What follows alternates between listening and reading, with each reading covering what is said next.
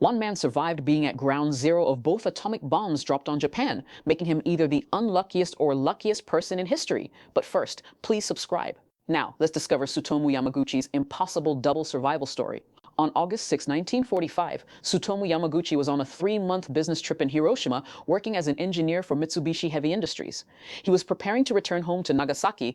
At 8:15 a.m., Yamaguchi was walking to the shipyard when he realized he forgot his identification papers. He turned back to get them. This decision saved his life by putting him slightly further from ground zero. Suddenly, an American B-29 bomber dropped the first atomic bomb ever used in warfare. The blast was equivalent to 15,000 tons of TNT exploding simultaneously. Yamaguchi saw a massive flash of light brighter than the sun, then was thrown through the air by the shockwave. The thermal radiation burned the left side of his face, arms, and legs. He survived because he was 3 kilometers from ground zero, close enough to suffer terrible burns, but far enough to avoid instant vaporization that killed 80,000 people immediately. Despite severe burns and radiation exposure, Yamaguchi spent the night in a Hiroshima shelter, then traveled home to Nagasaki the next day to recover.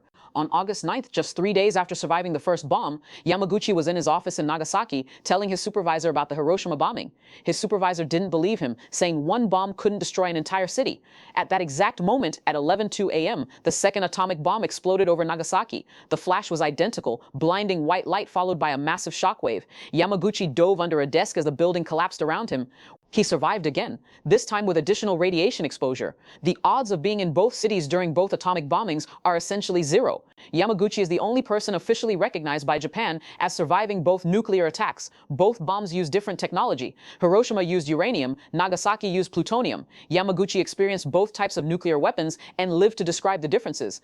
He suffered from radiation sickness, burns, temporary blindness, hearing loss, and underwent years of medical treatment. His hair fell out, and he developed cancer decades later. Despite everything, Yamaguchi lived to age 93, dying in 2010 from stomach cancer, likely caused by radiation exposure 65 years earlier. He spent his later years as an anti-nuclear activist, speaking about the horrors he witnessed twice. He wanted the world to understand nuclear weapons aren't abstract concepts, but human catastrophes. Yamaguchi's survival through both bombings made him a living witness to humanity's most destructive weapons. His testimony documented the immediate and long-term effects of nuclear warfare. The Japanese government officially recognized him as a Niju Hibakusha, double atomic bomb survivor, in 2009, just 1 year before his death. That's your double atomic survival knowledge bomb. If Yamaguchi's impossible story amazes you, smash that like button. Subscribe for more survival stories that defy all odds.